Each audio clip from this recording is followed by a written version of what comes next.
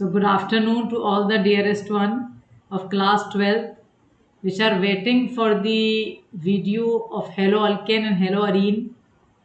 As our journey was from reactions of haloalkane, we have finished the first part, that is A, nucleophilic substitution reaction.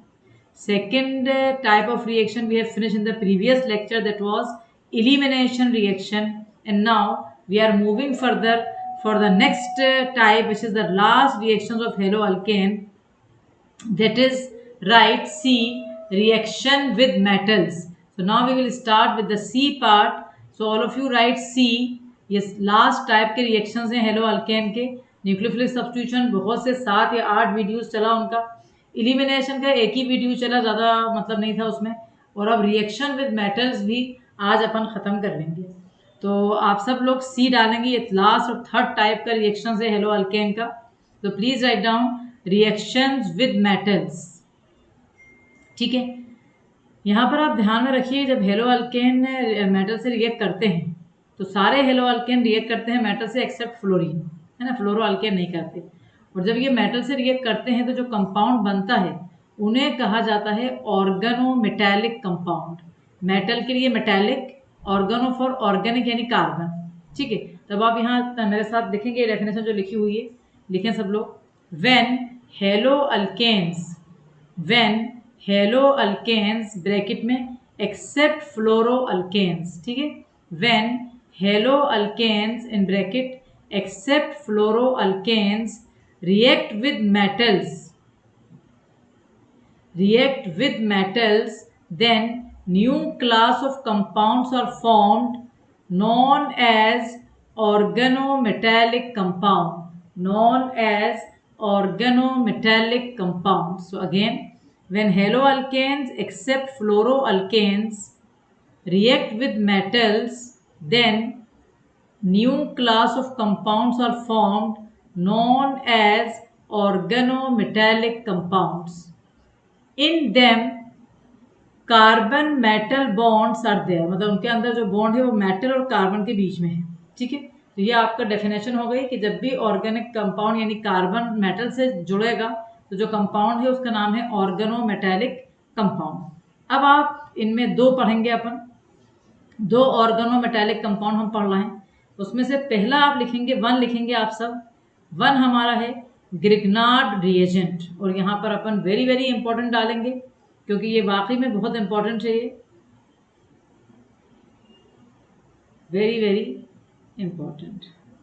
ठीक है, Grignard की बड़ी special एक feature ये था Grignard का. ग्रिग्नार्ड ने मैथमेटिक्स में अपना मतलब ग्रेजुएशन करा था, और सोचो आप मैथ्स के बाद उसका दिमाग में हुआ, मतलब ये साइंटिस्ट सब लोग जो है ना बड़े मतलब वो होते हैं, उनके अंदर बहुत कुछ करने का जज्बा होता है. तो वो मैथ्स के अंदर डिग्री लेके फिर उसको लगा कि नहीं मैं केमिस्ट्री में करूँ. तो केमिस्ट्री में भी फिजिकल केमिस्ट्री नहीं करी उसने, जैसे फिजिकल केमिस्ट्री मैथ्स से जुड़ी रहती है, लेकिन उसने बिल्कुल अलग ब्रांच ली ऑर्गेनिक केमिस्ट्री. और ग्रिग्नार्ड, विक्टर ग्रिग्नार्ड नाम था उसका. विक्टर ग्रिग्नार्ड ने 1900 में निकाला ये ग्रिग्नार्ड रिएजेंट. उसके बाद कुछ सालों के बाद उसको नोबेल प्राइज़ मिला इस डिस्कवरी पे.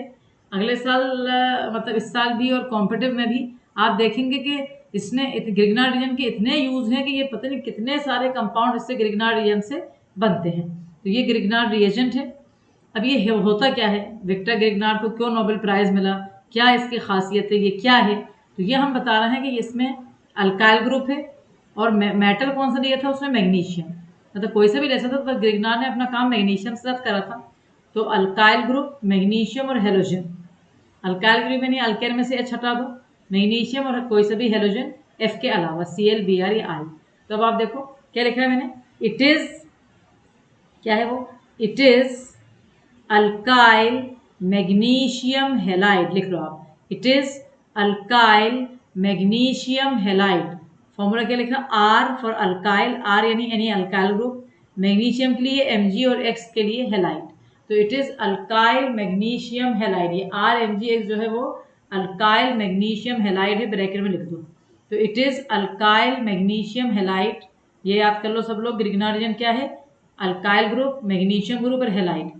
It is prepared by the reaction of alkyl halide with magnesium, काय से बनता है क्योंकि उसमें अल्काइल ग्रुप होता है, तो काय से वो बनता है, इट इज प्रिपेयर्ड काय से, जब हम रिएक्शन करते हैं अल्काइल हैलाइड का मैग्नीशियम से इन the presence of dry ether. ठीक है, तो अल्काइल हैलाइड लिया मैंने, अल्काइल हैलाइड में मैंने मैग्नीशियम मेटल डाला और ड्राई ईथर मैंने इसलिए डाला क्योंकि मैग्नीशियम मेटल रिएक्टिव मेटल है, तो उसको उसकी रिएक्टिविटी अगर पानी में डालेंगे तो मतलब वो एक्सप्लोजन कर सकता है, इसलिए मैं ड्राई ईथर ले रही हूँ। और एक और रीज़न है वो मैं बताऊंगी अभी बाद में आपको, ड्राई ईथर के एक्चुअल रीज़न अभी मैं नीचे बताऊंगी। तो कैसे बनाया मैंने अल्काइल मैग्नीशियम हैलाइड या ग्रिग्नार्ड रिएजेंट, मैंने हेलो अल्केन लिया, ये CH3 CH2Br ये मैंने लिया हेलो अल्केन, कोई सा भी हेलो अल्केन ले लो, प्लस मैग्नीशियम मेटल लिया, एरो पे क्या डाला, ड्राई ईथर।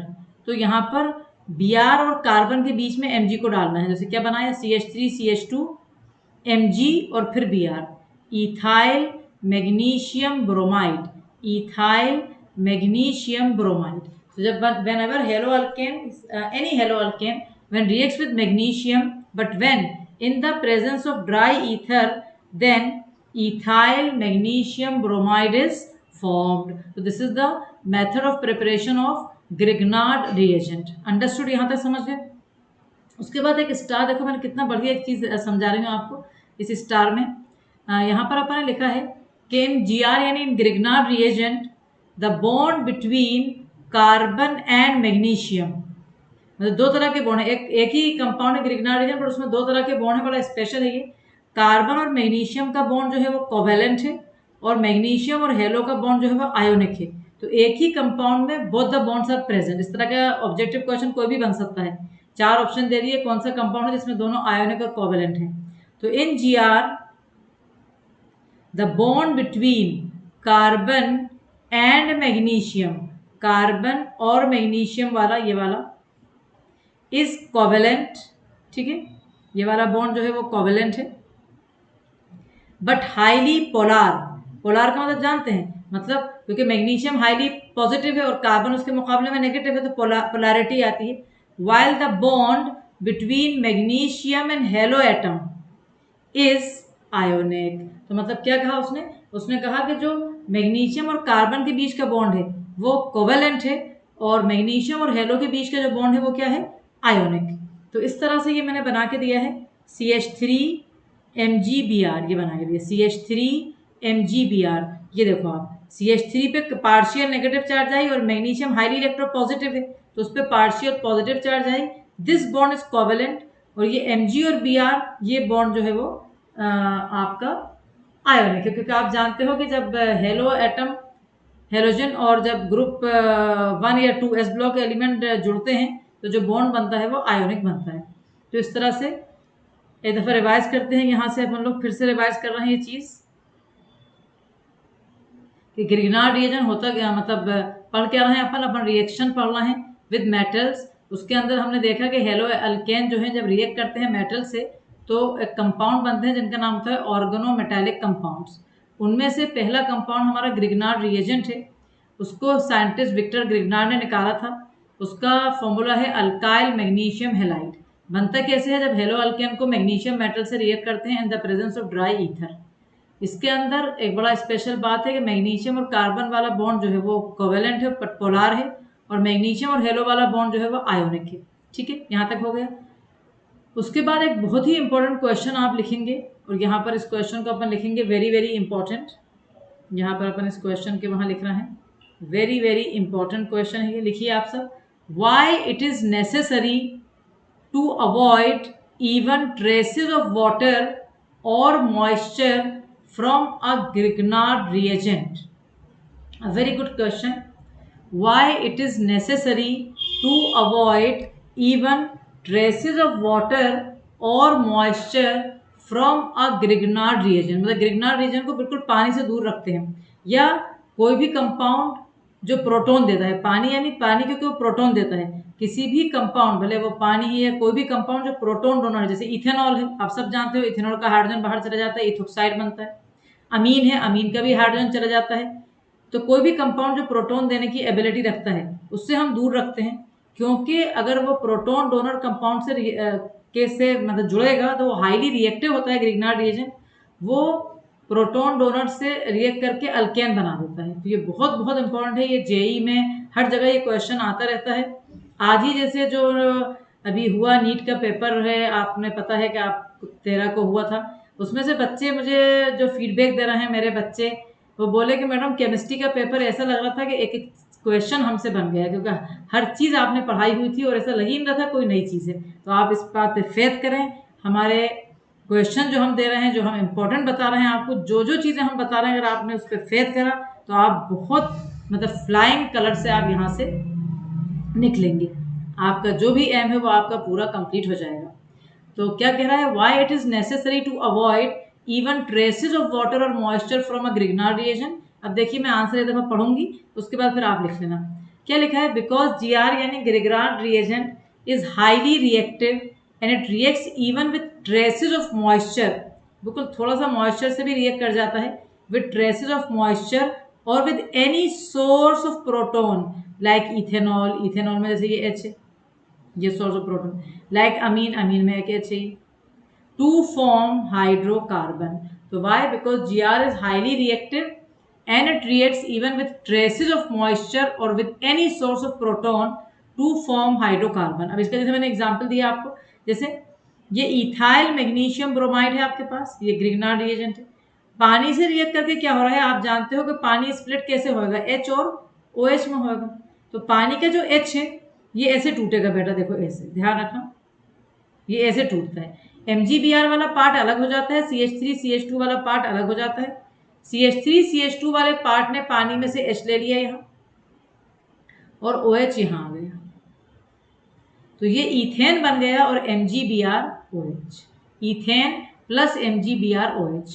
तो मतलब कोई भी प्रोटॉन डोनर, एक और मैं एग्जांपल देती हूँ, जैसे मान के चलो आपने छोटा सा कोई ले लें, जैसे आपने CH3 MgBr लिया, ठीक है बेटा, इसके अंदर आपने डाला C2H5OH। जैसे अब आप कहो एकदम से कह रहे हैं C2H5OH से क्या हो रहा है, बहुत कुछ हो रहा है, क्योंकि ये C2H5OH जो है प्रोटॉन डोनर है, तो ये CH3 और MgBr ऐसे टूटेगा, हमें मीथेन मिल जाएगा, ठीक है, मीथेन हमें मिला, प्लस क्या मिला, C2H5OMgBr, तो मीथेन मिल गया प्लस C2H5OMgBr। इस तरह से कोई भी प्रोटॉन डोनर से, याद रखना जब भी ग्रिग्नार्ड रिएजेंट का कहीं रिएक्शन दिखे तुम्हें, ये IIT JEE में नीट में सब में ये क्वेश्चन आ चुका है कि जब भी ग्रिग्नार्ड रिएजेंट से कोई प्रोटॉन डोनर दिखे तो अल्केन बनाना है, भूलना नहीं आप, ठीक है।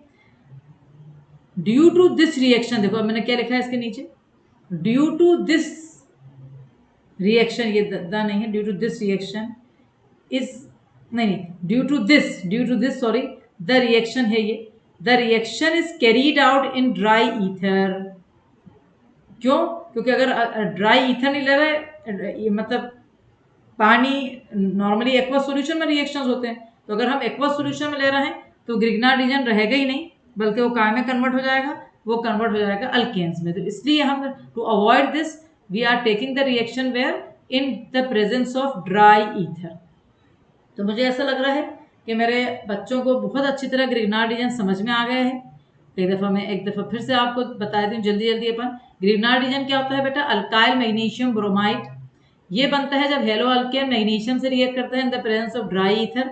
इसके अंदर कोवेलेंट और आयोनिक दोनों बॉन्ड होते हैं, इसको पानी से या प्रोटॉन डोनर से हमें दूर रखना है क्योंकि वो हाइड्रोकार्बन बना देता है। अब सी जो पार्ट आप पढ़ रहे थे, जो आखिरी रिएक्शन थे हेलो अल्केन के रिएक्शन विद मेटल्स, उसका पहला पार्ट हो गया 1। अब हम 2 पे आ रहे हैं, लेकिन 2 हम इतना टेंशन नहीं लेंगे क्योंकि हमने क्लास 11 में सेकेंड वाला हमने पूरा डिटेल में क्लास 11 में पढ़ा हुआ है। तो सेकेंड हमारा क्या है, वुड्स रिएक्शन, ये जैसे क्लास 11 का जैसे देखा जाए तो रिवीजन है। वुड्स रिएक्शन, अब वुड्स रिएक्शन क्या कहता था पहले समझ लो, जब दो मॉलिक्यूल कोई भी अल्काइल हैलाइड के, एनी अल्काइल हैलाइड के, अगर आपने 2 मॉलिक्यूल लिए, उनको रिएक्ट करा 2 सोडियम के एटम से, ठीक है, किसके प्रेजेंस में, यहाँ भी ड्राई ईथर आ रहा है, तो हायर अल्केन्स बनेंगे। अगेन आई रिपीट, और अब मैं पढ़ती जा रही हूँ, आप लिखते भी जाइए। When 2 molecules of alkyl halide, when 2 molecules of alkyl halide, ठीक है, when 2 molecules of alkyl halide react with 2 atoms of sodium in the presence of dry ether.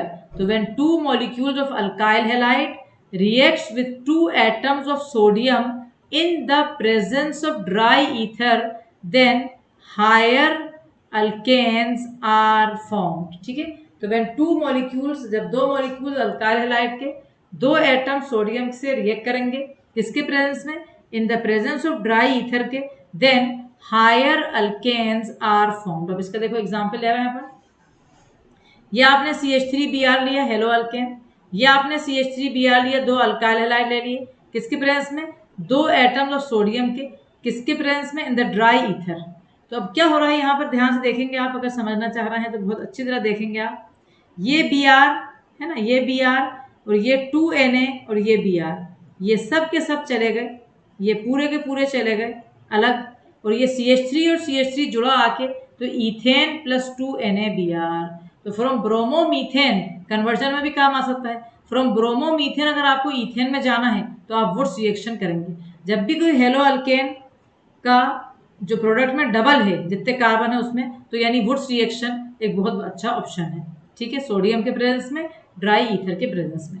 ऐसे ही जैसे अगर मैं कहूँ कि नहीं मुझे ये लेना है, सपोज मैंने लिया ये वाला ले लिया CH3 है ना, CH2Br ब्रोमो इथेन लिया plus 2Na plus Br CH2 CH3, मतलब 2 मॉलिक्यूल ब्रोमो इथेन के इन द प्रेजेंस ऑफ सोडियम और ड्राई ईथर के प्रेजेंस में, तो क्या मुझे मिलेगा, CH3 CH2 CH2 CH3 plus 2NaBr, मतलब क्या मिला मुझे मिला ब्यूटेन। तो 2 कार्बन वाला हेलो अल्केन ने क्या बनाया, ब्यूटेन। लेकिन आप एक बहुत इंपॉर्टेंट चीज है जो आप ध्यान में देखें यहाँ पर अच्छी तरह, कि इथेन में 2 कार्बन है ना, ब्यूटेन में 4 कार्बन है, मतलब even number of carbon atoms के लिए ये बहुत अच्छा है।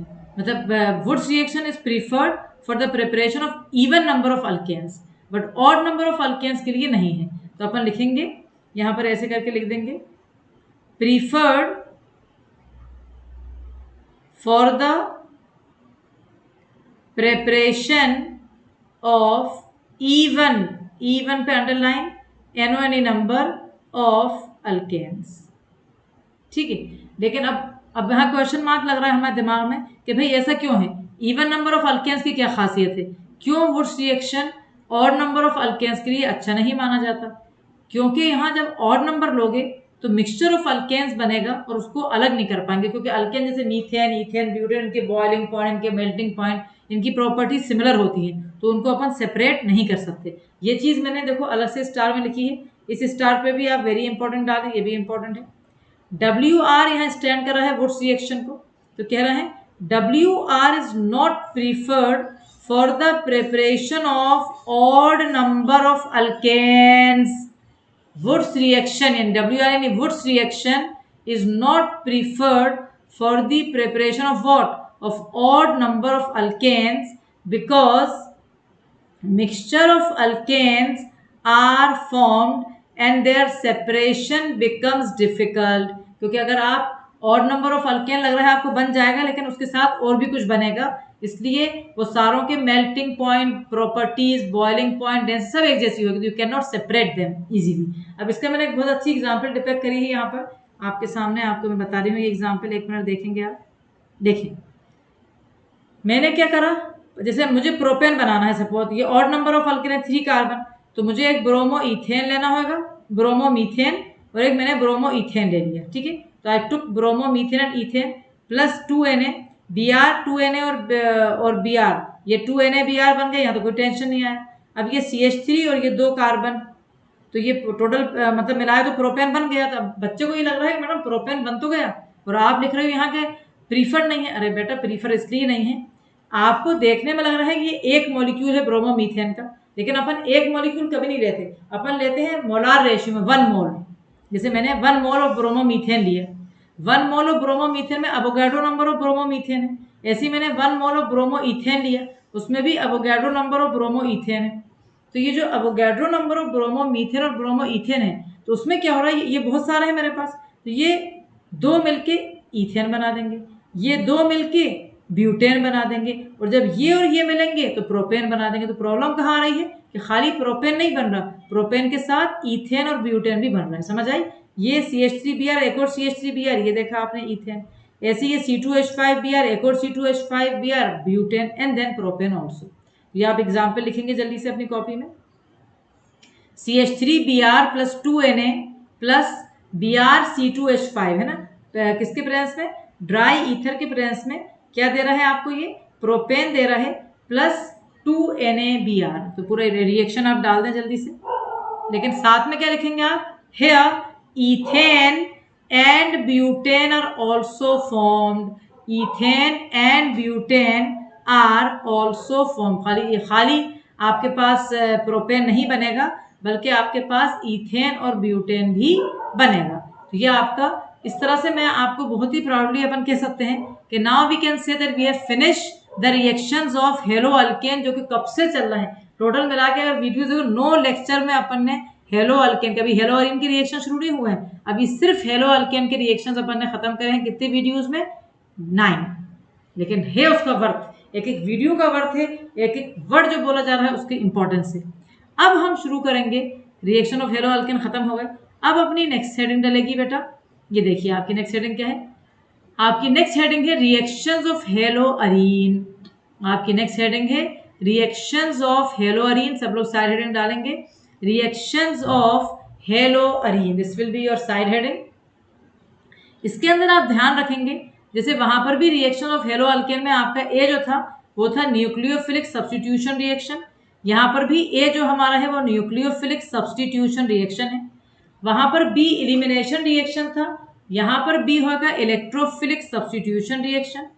वहां पर सी था रिएक्शन विद मेटल, यहाँ पर भी सी है रिएक्शन विद मेटल। तो पहला और तीसरा सेम है, बट सेकंड वाला अलग है यहाँ। तो अब आप सब लोग ए लिखेंगे, रिएक्शन ऑफ हेलो अरीन का ए लिखेंगे, न्यूक्लियोफिलिक सब्स्टिट्यूशन रिएक्शन। तो ए क्या लिख रहे हैं हम सब लोग? क्या लिख रहे हैं? A nucleophilic substitution reaction, this will be a. पहले अपन लिखने से पहले क्वेश्चन एक बात समझा रही हूँ। देखो nucleophilic substitution reaction hello alkane में बहुत बढ़िया होता है। 13 रिएक्शन तुमने पढ़े थे और बहुत बहुत इंपॉर्टेंट होता है वो।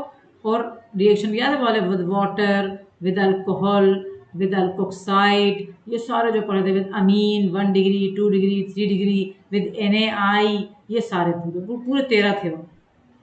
क्योंकि हेलो अल्केन के जो रिएक्शंस होते हैं वो बहुत ही अच्छी तरह न्यूक्लियोफिलिक सब्स्टिट्यूशन रिएक्शन करता है, लेकिन जो हेलो अरीन की जब बात आती है तो वो न्यूक्लियोफिलिक सब्स्टिट्यूशन रिएक्शन बहुत मुश्किल से करता है। तो मैंने क्वेश्चन यहाँ ये लिखवाई, ये बहुत इंपॉर्टेंट क्वेश्चन है कि हेलो अरीन जो होता है, या जिसे अराइल हेलाइड भी कहते हैं, वो बहुत ही कम रिएक्टिव क्यों होता है टुवर्ड्स न्यूक्लियोफिलिक सब्स्टिट्यूशन रिएक्शन, किसके कंपेरिजन में? हेलो अल्केन के। तो ये क्वेश्चन को पहले आप लिखो, यहाँ पर आप 3 स्टार लगा लो और लिखो very very very very important. ठीक है, ये बहुत ही ज़्यादा इंपॉर्टेंट है। इसमें आप क्वेश्चन डालेंगे why haloarene, why haloarene और अराइल हेलाइड, या हेलो अरीन या aryl halide, why haloarene और aryl halide are extremely less reactive towards nucleophilic substitution reaction as compare to haloalkanes. Why haloarene or aryl halide are extremely less reactive towards nucleophilic substitution reaction as compare to haloalkanes। इसके बहुत अच्छे answer है, ये बहुत ही important question है। पहले ये question पूरा जब कंप्लीट हो जाएगा उसके बाद अपन न्यूक्लियोफिलिक सब्स्टिट्यूशन देखेंगे कि कैसे हो रहा है। वो कह रहा है कि मतलब न्यूक्लियोफिलिक सब्स्टिट्यूशन हेलो अरीन का बहुत मुश्किल हो रहा है हेलो अल्केन से, पहले रीजन पूछ रहा है, उसके बाद भी ड्रास्टिक कंडीशन पे एक आध रिएक्शन अपन बताएंगे। तो देखो आप एक काम करो, दिस इज आंसर में लिखो दिस इज ड्यू टू कर लो, उसके बाद 1 लिखो रेजोनेंस इफेक्ट, उसके बाद मैं समझा रही हूँ, पहले समझ लो फिर मैं टाइम दे दूंगी, आप लोग लिख लेना। तो क्यों हेलो अरीन लेस रिएक्टिव होते हैं न्यूक्लियोफिलिक सब्स्टिट्यूशन में? क्या मतलब, ये Cl जैसे हेलो अरीन का मतलब क्या, बेंजीन उसके ऊपर हेलो लगा है, क्लोरोबेंजीन, ब्रोमोबेंजीन, कोई सभी फ्लोरो और आयोडो का अपन अवॉइड करते हैं। तो यहाँ पर कह रहा है कि ये हेलो अरीन में से न्यूक्लियोफिलिक सब्स्टिट्यूशन का मतलब क्या है, हेलो एटम हटेगा, उसके बदले कोई सा भी न्यूक्लियोफाइल आके लग जाएगा। तो उसका कहना यह है कि हेलो एटम का हटना बहुत मुश्किल है। तो उसके 3-4 रीजन है। पहला रीजन में देखो क्या लिखा है मैंने, रेजोनेंस इफेक्ट। समझ लो पहले, ये जो हेलो एटम का लोन पेयर है ये कॉन्जुगेशन में आ रहा है, डबल सिंगल कॉन्जुगेशन में आ रहा है रिंग के। तो कार्बन और हेलो के बीच में डबल बॉन्ड आ रहा है। अपन सब जानते हैं कि डबल बॉन्ड जो है वो स्ट्रॉन्गर होता है as compare to single bond. तो जब ये डबल बॉन्ड स्ट्रॉन्गर है तो ये बॉन्ड स्ट्रॉन्गर है तो ये बॉन्ड टूटेगा नहीं। जब तक ये बॉन्ड टूटेगा नहीं हेलो एटम कैसे हटेगा, और अगर हेलो एटम नहीं हटेगा तो न्यूक्लियोफाइल उसकी जगह पे कैसे आएगा। ये बहुत बहुत बहुत इंपॉर्टेंट है, मैंने बोल दिया। तो आप this is due to one resonance effect है। अब देखिए आप ये बनाते जाइए अब स्ट्रक्चर। ये लोन पेयर यहाँ आया, इस कार्बन पे अब 5 बॉन्ड आ गए, इसलिए ये इलेक्ट्रॉन जो रिंग के हैं ये इधर चले गए ऑर्थो पे। तो यहाँ पर कौन सी चार्ज आ गई, नेगेटिव, और यहाँ पर डबल बॉन्ड आ गई। फिर हम रिंग के रेजोनेटिंग स्ट्रक्चर कंप्लीट करते जाएंगे। फिर ये नेगेटिव चार्ज अंदर आई तो ये इलेक्ट्रॉन बाहर गए, यहाँ आ गई। ऑर्थो के बाद पैरा पे आई, फिर दूसरे ऑर्थो पे जाएगी। फिर ये नेगेटिव चार्ज अंदर आई है तो ये बॉन्ड यहाँ गया तो यहाँ पर नेगेटिव चार्ज आ गई। आखिर में ये घूम घाम के चार्ज वापस अपने रिंग में आई और ये बाहर चला गया। कैसे पता चला गया कि हमारा रेजोनेटिंग स्ट्रक्चर सही है, कि पहला और आखिरी बिल्कुल सेम होगा बट जो बॉन्ड है अंदर बेंजीन रिंग के वो ऑल्टर हो जाएंगे। तो I am giving you 1 minute to finish the to draw the resonating structure. आपको 1 मिनट दिया जा रहा है, आप जल्दी से बना लें। तो सबसे मेन जो फैक्टर है कि why haloarene are extremely less reactive than haloalkane, उसका सबसे मेन रीजन यही है कि रेजोनेंस इफेक्ट की वजह से हेलोजन और कार्बन के बीच के जो बॉन्ड है वो डबल बॉन्ड हो गया, जिसका तोड़ना बहुत ज़्यादा मुश्किल होता है। और अब जब बन जाए आपके स्ट्रक्चर, पूरे स्ट्रक्चर आप बना लें, उसके बाद आप ये लाइन लिखेंगे जो मैंने समझाई है उसको मैंने लिखवा रही हूँ। तो क्या लिख रहा है अपन, as the lone pair of halo atom is in conjugation with the ring, as the lone pair of halo atom is in conjugation with the ring, so CCl bond acquire partial double bond character. क्यों कहा partial, क्योंकि देखो ये बीच में वापस आके सीधा भी आ जाता है, तो पूरे टाइम डबल बॉन्ड नहीं रहता बट रेजोनेंस की वजह से डबल बॉन्ड उसके वहां आता रहता है। तो again I repeat, as the lone pair of halo atom is in conjugation with the ring, so C-Cl bond acquire partial double bond character and its cleavage is difficult. So haloarine are less reactive towards nucleophilic substitution reaction। जैसे आपके ये resonating structures बन जाए तो ये जो line लिखी है मैंने, ये पूरा एक्सप्लेनेशन है, ये आपको क्वेश्चन बहुत दफ़ा आ चुका है, ये बोर्ड एग्जाम में भी इसको पूरा ऐसे कैसे ही आपको लिखना है। तो आपने रेजोनेंस में बना लिए ये, फिर आपने लिखा as the lone pair of halo atom is in conjugation with the ring. ये मतलब ये लोन पेयर और ring conjugation in double single. So C-Cl bond, ये कार्बन और हेलो का bond, so C-Cl bond acquire partial double bond character, ये partial double bond character है, and its cleavage, उसका तोड़ना बहुत मुश्किल है, is difficult. So haloarenes are less reactive towards nucleophilic substitution reaction. यहाँ तक हो गया। अब सेकेंड रीजन, मतलब खाली एक रीजन नहीं है कि हेलोअरीन लेस रिएक्टिव है, ये एक रीजन हो गया। अब सेकेंड रीजन क्या है हमारा, देखिए आप, ये भी बहुत अच्छा रीजन है। पहले आप रीजन डाल दें अपनी हेडिंग में, साइड हेडिंग डाल दें, फिर मैं समझा रही हूँ। सेकेंड है difference in hybridization of carbon atom in C-X bond, difference in hybridization of carbon atom in C-X bond. क्या मतलब हुआ इस बात का, difference in hybridization of carbon atom in C-X bond मतलब क्या, ध्यान से देखो। अगर हेलो अल्केन है तो हमारे पास मैं अलग से तरह से बना के समझा दूँ, फिर ये लिखेंगे अपन बाद में। जैसे ये कार्बन और ये एक्स हेलो एटम है, और हेलोअरीन में ये रिंग है, यहाँ डबल बॉन्ड है और यहाँ हेलो एटम है, Cl लगा दे, कुछ भी लगा दो। ये कार्बन पे सिंगल बॉन्ड है तो ये कार्बन कौन सा है बेटा, sp3। कुछ भी नहीं लिखो, भी समझो बस, ये सब लिखा हुआ है यहाँ। ये sp3 हाइब्रिडाइज कार्बन है, और जो हेलोअरीन वाला कार्बन है ये कार्बन यानी ये वाला ये क्या है sp2, क्योंकि ये डबल बॉन्ड से जुड़ा है। डबल बॉन्ड वाला कार्बन sp2, सिंगल बॉन्ड वाला sp3 और ट्रिपल बॉन्ड वाला sp। तो क्या कहा मैंने कि जो कार्बन आपका हेलो अल्केन का जो कार्बन था वो sp3 था और हेलो अरीन का जो कार्बन है वो sp2। अब ध्यान से सुनना मेरी बात, जितना s कैरेक्टर बढ़ता है उतना ही इलेक्ट्रोनेगेटिविटी कार्बन की बढ़ जाती है। ध्यान से सुनना, हेलो अल्केन का कार्बन sp3 है, sp3 का मतलब 4 है, मतलब 3 p और 1 s, तो एक s का जो कैरेक्टर है वो 25% है s कैरेक्टर sp3 में, और sp2 में आप खुद देख रहे हैं कि 2 p और 1 s 33%।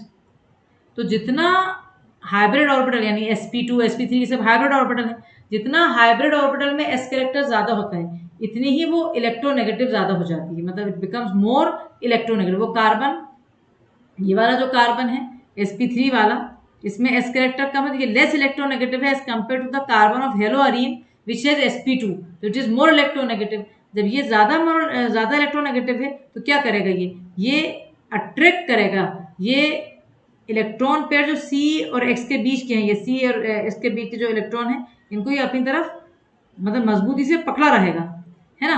तो it hold the electron pair of CH bond more tightly than sp3 hybridize. जब ये इसको कस के पकड़ लेगा मतलब ये बॉन्ड छोड़ा, बॉन्ड लेंथ कम हो जाएगी। तो ये बॉन्ड लेंथ जैसे अरीन में 169 होती है और हेलो अल्केन में 177, क्यों कम हो जाएगी, क्योंकि ये इलेक्ट्रोनेगेटिव ज्यादा है तो इसको घसीट रहा है। जब बॉन्ड लेंथ कम हो जाएगी तो छोटे वाले बॉन्ड को तोड़ना वो स्ट्रॉन्गर हो जाएगा, तो छोटे वाले बॉन्ड को तोड़ना जो होता है वो मुश्किल होता है एज कम्पेयर टू उस बॉन्ड को जिसकी बॉन्ड लेंथ ज्यादा है। कितना बढ़िया और प्यारा एक्सप्लेनेशन है ये, अगर आप समझ के कर रहे हैं तो आपको बहुत मजा आ रहा है। क्यों मजा आ रहा है, क्योंकि कोई भी चीज समझ के जब पढ़ो तो उसमें मजा आता है ना। तो आपको आई होप कि आपको समझ में आ गया होगा। अब आप मेरे साथ साथ लिखते जाएं, जो मैंने पूरा समझा है उसको मैंने बहुत शॉर्ट में लिखा है, लिखे आप। In hello alkane carbon is in sp3 hybridized state. In haloalkane, carbon is in sp3 hybridized state. ठीक है, while in haloarene it is in sp2 hybridized state. तो इन हेलोअल्केन के अंदर carbon is in sp3 hybridized state, while in haloarene it is in sp2 hybridized state. Comma, sp2 carbon is more electronegative as it has more s character. देखिए sp2 carbon is more electronegative as it has more s character. ठीक है, so it hold the electron pair of CX bond more tightly than sp3 hybridized carbon atom. sp2 carbon is more electronegative as it has more s character, so it hold the electron pair of CX bond more tightly. ये वाला बात यहाँ बताई थी, CX bond को more tightly पकड़ेगा कहाँ से, sp3 hybridized कार्बन से। so इसलिए CCl bond length in hello alkane में ज्यादा होती है 177 picometre, while in haloarene it is 169 picometer. So CCl bond length in haloalkane equal to 177 picometer, while in haloarene it is equal to 169 picometer. So it is difficult to break a shorter bond than a longer bond. It is very difficult to break a shorter bond than a longer bond. क्या बढ़िया explanation दिया है कि haloarene why they are less reactive towards nucleophilic substitution reaction as compare to haloalkane. तो दो reason अपन sum up करते हैं जल्दी से, फिर थर्ड और फोर्थ पढ़ेंगे। पहला रीजन ये था, पहला और दूसरा जैसे एक से रिलेटेड है। पहला रीजन ये था कि लोन पेयर जो हेलो एटम का है वो रिंग की कॉन्जुगेशन में है, तो कार्बन और हेलो एटम के बीच में डबल बॉन्ड कैरेक्टर पार्शियल आ जाएगा। Double bond is stronger than single bond, उसको तोड़ना मुश्किल है। तो जब हेलो ही नहीं हटेगा तो न्यूक्लियोफाइल कैसे आएगा। सेकेंड वाला ये था कि हेलो अल्केन का कार्बन सिंगल बॉन्ड से जुड़ा है तो sp3 हाइब्रिडाइज है, और हेलो अरीन का कार्बन डबल बॉन्ड से जुड़ा है तो वो sp2 हाइब्रिडाइज है। जितना s कैरेक्टर ज्यादा है हाइब्रिड ऑर्बिटल में उतनी ज्यादा इलेक्ट्रोनेगेटिव है। तो sp3 हाइब्रिडाइज कार्बन में s कैरेक्टर कम है, किसके कंपेरिजन में, sp2 के। इसलिए sp2 वाला जो कार्बन है वो ज़्यादा इलेक्ट्रोनेगेटिव है, तो वो हेलो एटम को अपनी तरफ घसीटेगा। मतलब जो कार्बन और हेलो का जो बॉन्ड है वो उसको ज़्यादा स्ट्रांगली होल्ड करेगा। तो इस तरह से जैसे कुछ घसीट रहे हैं तो बॉन्ड लेंथ कम हो जाएगी, जहाँ बॉन्ड लेंथ कम हो जाएगी तो उस बॉन्ड को वो स्ट्रॉन्गर बॉन्ड हो जाएगा, तो उसको तोड़ना बहुत मुश्किल हो जाएगा। ये आपका सेकेंड डिफरेंस हो गया।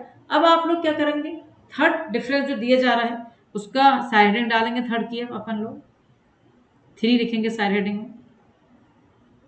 Instability of phenyl cation, instability of phenyl cation लिख लें पहले।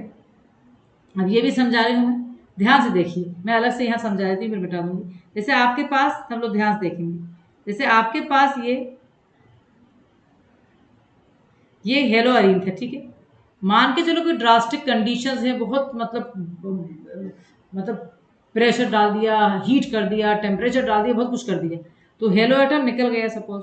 अब जब ये हेलो एटम निकला, ये निकल गया, जब ये हेलो एटम निकला सपोज, तो हमारे पास जब भी हेलो एटम निकलता है, आपने SN1 रिएक्शन पढ़ा है, मैकेनिज्म पढ़ी है पूरी, कि जब हेलो एटम निकलता था हेलो अल्केन में से तो कार्बन पे पॉजिटिव चार्ज आती थी। तो ऐसे ही जब हेलो अरीन पे से हेलो एटम अगर निकल गया बाई ड्रास्टिक कंडीशन किसी भी तरह से, तो यहाँ पर कौन सी चार्ज आ गई, पॉजिटिव चार्ज आ गई। अब ये जो पॉजिटिव चार्ज है, फिनाइल नाम हुआ इसका, क्योंकि बेंजीन में से अगर एक H हटाएंगे तो फिनाइल कहते हैं उसे। तो ये हो गया हमारा, अभी लिखो कुछ नहीं समझा रहा हूँ, लिखा हुआ है वहाँ, जो समझा रही हूँ मैं, फिनाइल कार्बोकेटाइन। आपने पढ़ा था SN1 मैकेनिज्म में अच्छी तरह कि स्लो स्टेप जिसको RDS कहते हैं, जो कि रिवर्सिबल स्टेप था, याद है आपको, उसके अंदर हेलो एटम हटता था और कार्बोकेटाइन बनता था। कार्बोकेटाइन जितना स्टेबल है उतना ही अच्छा SN1 मैकेनिज्म होगा। उसके लिए आपको याद है कि 3 डिग्री कार्बोकेटाइन सबसे अच्छा माना गया था, क्योंकि उसके अंदर 3+I ग्रुप थे और हाइपर कॉन्जुगेशन के 9 अल्फा हाइड्रोजन थे। ऐसे ही मैंने एक क्वेश्चन दिए थे, अगर आपको याद है, benzylic and allylic halide are very good for SN1, क्योंकि बेंजाइलिक हैलाइड में से जब बेंजाइल का हेलो एटम हटेगा तो जो बेंजाइल कार्बोकेटाइन, ये वाला जो अपन ने पढ़ा था, याद करो, ये बेंजाइल हैलाइड क्या था, ये था, ये CH2Cl था, CH में Cl हट गया तो ये पढ़ाया था बेंजाइल कार्बोकेटाइन। ये क्यों स्टेबलाइज होगा, ये यहाँ चला जाएगा और ये स्टेबल होता जाएगा। लेकिन जब क्लोरोबेंजीन या हेलो अरीन में से Cl हटेगा, इससे कहेंगे फिनाइल, बेंजीन पे CH2 लगा है तो बेंजाइल है, ये बेंजाइल कार्बोकेटाइन है, मैंने इसको कंफ्यूजन नहीं हो इसलिए लिखवाया है। और बेंजीन में से जब H हटेगा तो फिनाइल, फिनाइल कार्बोकेटाइन स्टेबलाइज कैसे हो रहा है, हो ही नहीं, ये थोड़ी, ये वाला बॉन्ड थोड़ी यहाँ जाएगा, कॉन्जुगेशन में जाता है, यहाँ पर मतलब बॉन्ड जगह होगी, यहाँ तो कहीं बॉन्ड ही नहीं है, यहाँ ऊपर थोड़ी नेगेटिव और पॉजिटिव मिलकर मर्ज हो जाएंगे, तो यहाँ पर कोई रेजोनेंस स्ट्रक्चर नहीं है, इसलिए ये बहुत ही अनस्टेबल है। और मतलब SN1 तो हो ही नहीं सकता, और SN1 तो एक बहुत खास मतलब पार्ट है न्यूक्लियोफिलिक सब्स्टिट्यूशन रिएक्शन का। तो अब आप लिखेंगे इनस्टेबिलिटी ऑफ फिनाइल कैटाइन, लिखेंगे after removal of halo atom, after removal of halo atom the phenyl cation, ये फिनाइल कार्बोकेटाइन कर दो,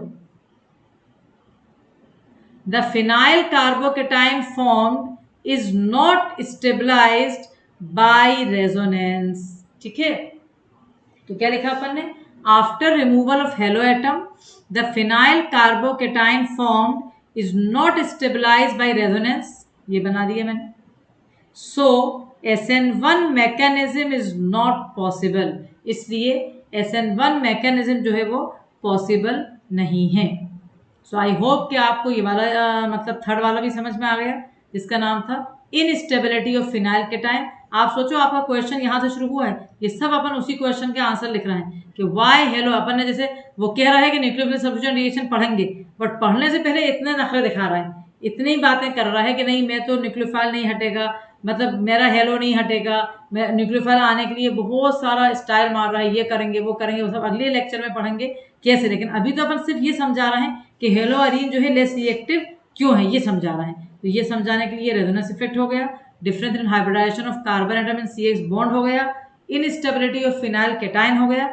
अब लास्ट आ रहा है, लास्ट आपको मैं समझा दूं पहले फिर आप लिखिएगा।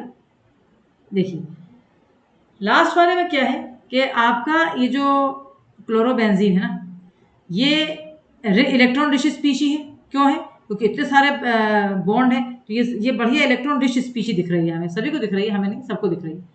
जब न्यूक्लियोफाइल जो है वो भी इलेक्ट्रोनेगेटिव होता है, वो भी इलेक्ट्रॉन रिच होता है।